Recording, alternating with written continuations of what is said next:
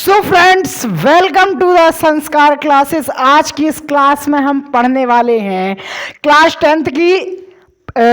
Tenth की maths में हमारा पहला चैप्टर है वास्तविक संख्याएं अर्थात रियल नंबर्स।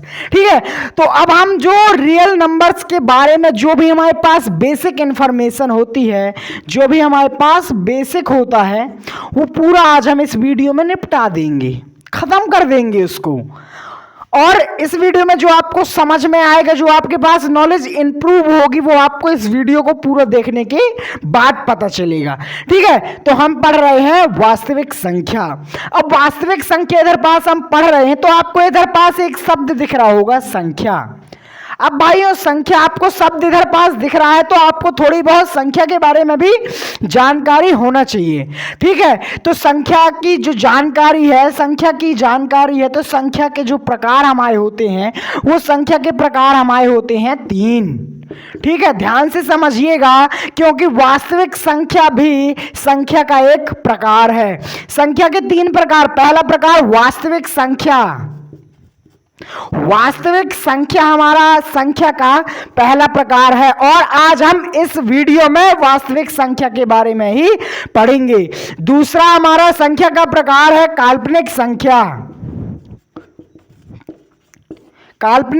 और तीसरा प्रकार है हमारा मिश्रित संख्या।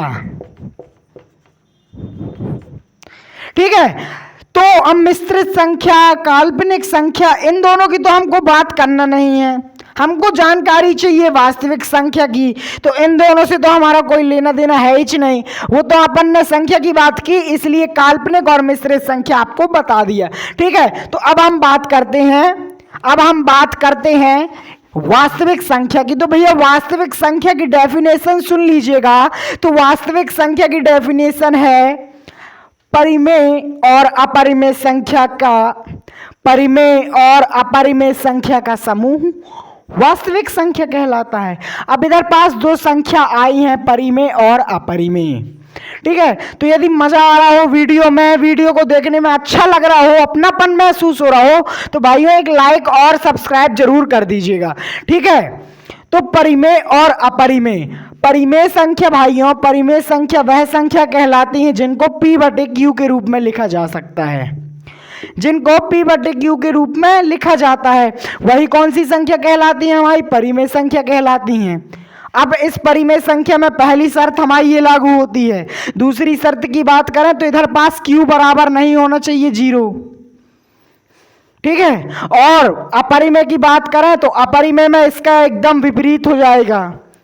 वह संख्या जिसको हम P/Q के रूप में नहीं लिख सकते, वही संख्या कौन सी संख्या कहलाती है?